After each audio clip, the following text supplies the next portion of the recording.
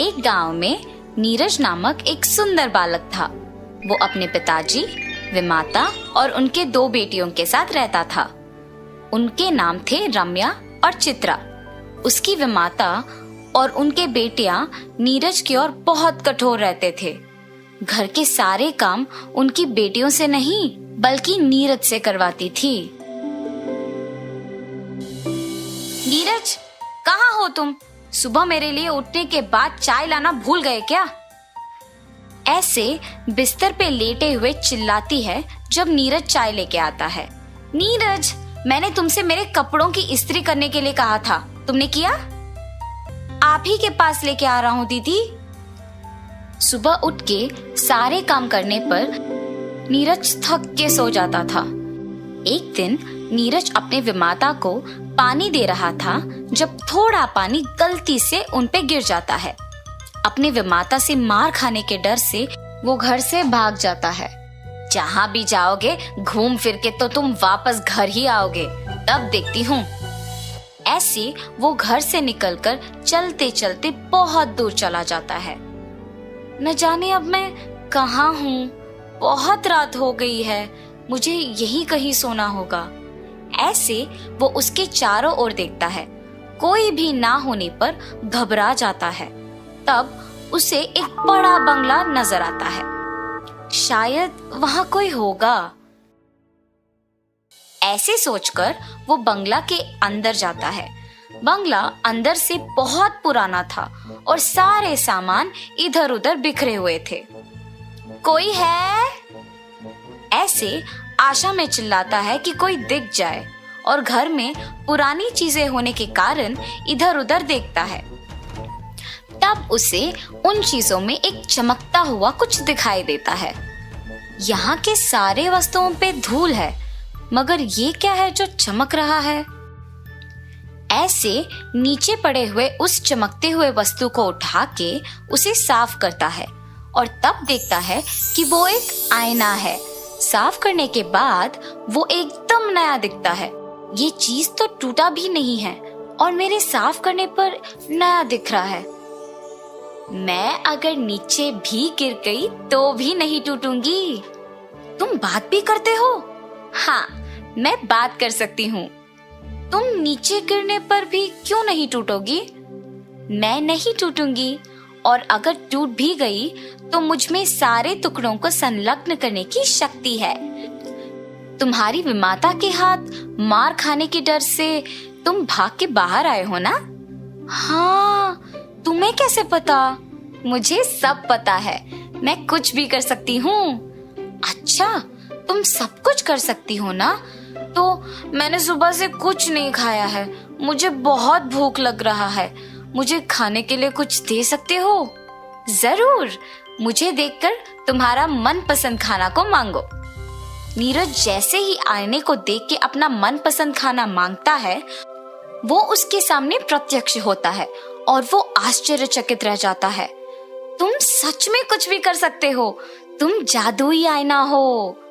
उसका मनपसंद खाना उसको मिलते देख नीरज सब भूल जाता है और खाके वही आराम से सो जाता है। अगली सुबह अपने विमाता की आवाज सुनाई पड़ने पर उठ जाता है। अपने कमरे में रहते देख वो दंग रह जाता है। कल रात तो मैं बंगले में सोया था, यहाँ कैसे आ पहुंचा? तुम्हें यहाँ मैं लाई। तुमने? मगर क्यों? अगर मेरी विमाता मुझे देखेगी तो मारेगी। मुझे डर लग रहा है, मैं यहाँ नहीं रहूंगा, मैं चला जाऊंगा। इतना क्यों डर रहे हो? क्या तुम्हारी विमाता अच्छी नहीं है? मेरी विमाता बहुत अच्छी है, पर उनको मैं पसंद नहीं हूँ। अगर वो मुझे पसंद करती तो मेरी बहुत अच्छी देखभाल करती। तो फिर अपने विमाता में बदलाव क्यों नहीं लाते तुम? मैं उनसे कैसे कहूँ कि मुझसे अच्छे से पेश आए? मैं तुम्हारी मदद करती हूँ, तुम डरो मत। तुम्हारे बहनें स्कूल के लिए तैयार हो रही हैं। तुम नहीं जाओगे? मुझे बहनों के साथ स्कूल जाना बहुत पसंद है, पर मेरे लिए कपड़े और पुस्तकें खरीदना पड़ेगा, इसीलिए मेरी विमाता मुझे नहीं भेजती है। तुम कुछ भी कर सकते हो ना, मुझे कपड़े और पुस्तकें दिला दो। नीरज आईना में देखकर जब ये कहता है तो तुरंत वो प्रत्यक्ष हो जाते हैं। मैं भी बहनों के स्कूल जाने से पहले सारा काम खत्म करके उनके ही साथ स्कूल चले जाऊंगा। तब उसकी विमाता उसे घर के काम करते हुए देखती है। मैं वैसे भी अकेले ये सब काम नहीं कर पा रही हूँ। अगर मैं नीरज को डांटूंगी तो वो वापस भाग जाएगा और मुझे काम अकेले करना पड़ेगा। ऐसे सोचकर नीरज को देखने पर भी वो कुछ नहीं कहती है।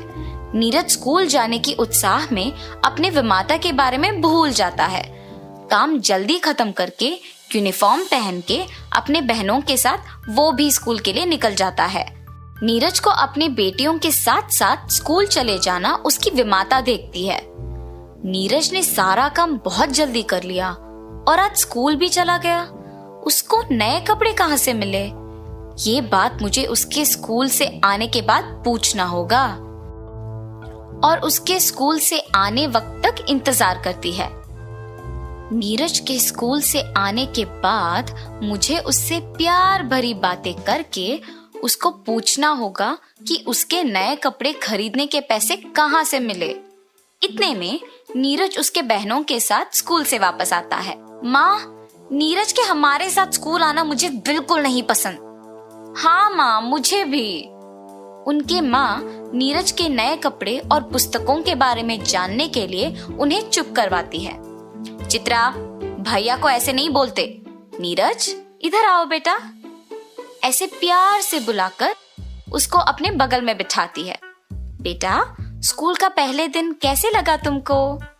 नीरज को जब विमाता उसकी माँ की तरफ प्यार से पेश आना देख उसे बहुत खुशी होती है। काश मेरी विमाता हमेशा मुझसे ऐसी ही बात करती। नीरज, बेटा तुम्हें ये स्कूल यूनिफॉर्म, बैग और पुस्तकें कहाँ से मिले? विमाता, ये सब मैंने नहीं खरीदा। और ऐसे नीरज उनको जादुई आईने के बारे में सब कुछ बताता है। बेटा, मुझे वो आईना दिखाओगे? जी विमाता, अभी लेके आता हूँ। आईना लेकर अपने विमाता को देता है और उस आईने की कहानी उसकी बहनें भी सुनती हैं। माँ, मैं पहले मेरी मनपसंद चीजें मांगती हूँ, मुझे वो आईना दो ना माँ। बड़ी बहन होने के नाते मुझे वो आईना पहले मिलना चाहिए। मैं पहली अपनी मनपसंद चीजें मांगूंगी। तुम दोनों लड़ो मत। चित्रा ने पहले पूछा तो पहले उसे मिलेगा ये। पहले जादुई आईना चित्रा को मिलने पर वो बहुत खुश होती है। मुझे सबसे खूबसूरत बनाओ। ऐसे कहते ही चित्रा बहुत सुंदर बन जाती है और फिर आईना रम्या को दिया गया। मुझे मेरी बहन से भी सुंदर बनाओ।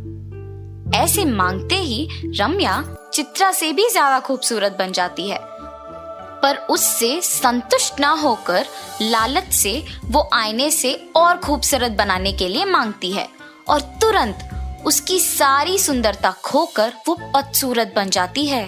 तब रम्या दुखी होती है, ये सोचकर कि ज्यादा खूबसूरत बनने के लालच में ऐसी स्थिति आ गई कि अपने आप को आईने में नहीं देख पा रही हूँ।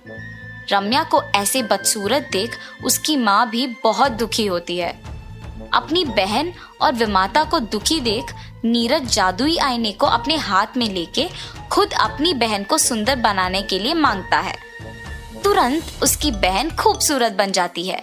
रम्या के लिए नीरज ऐसे मांगते देख उसकी विमाता को समझ आता है कि वो अपनी बहनों को और उन्हें कितना प्यार करता है और नीरज के साथ उसके बुरे बर्ताव के लिए अफसोस करती है। तब से नीरज को भी अपने बेटियों के समान प्यार करती है, उसे स्कूल भी भेजती है। ये सब देख नीरज भी बहुत खुश होता है। ये सब उस जादुई आईने के वजह से हुआ है। ऐसे सोचकर वो खुशी खुशी अपनी जिंदगी जी लेता है।